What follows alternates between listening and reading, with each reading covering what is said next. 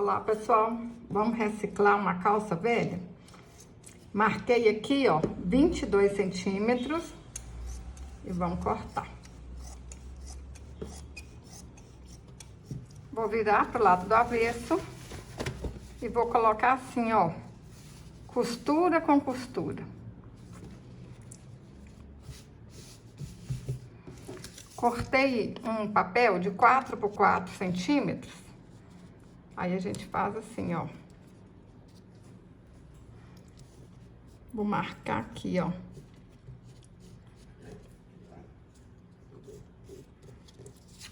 Vem do outro lado, mesma coisa.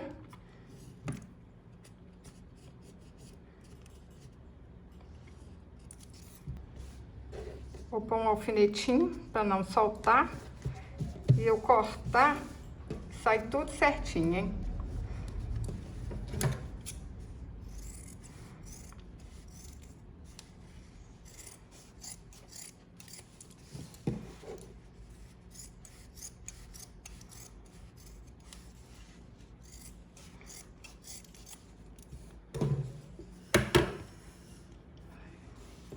Agora eu vou passar uma costura aqui.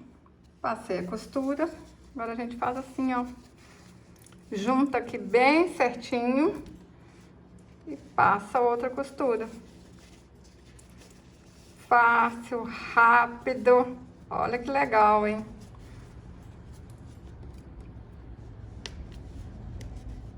Cortei uma tira de 38 por 7 centímetros. Aí a gente dá uma dobra. Dá outra dobra aqui no meio, olha, faz assim e passa uma costura, desse jeito aí, tá pronta a alça. Ajeito a alça aqui, ó, põe um alfinetinho e passa a costura. Vou centralizar a alça aqui, colocar um alfinetinho para ela não sair do lugar, olha. Fácil, rapidinho, uma brincadeira, hein? Prontinho, ó. Rapidinho, vocês fazem uma bolsinha para as crianças brincarem. Pode enfeitar do jeito que vocês quiserem. Olha só, vou colocar essa bonequinha. Tem o passo a passo aqui no canal. Gente, as crianças vão amar. Vocês pegam aí, ó, uma calça jeans velha e fazem uma bolsinha para elas.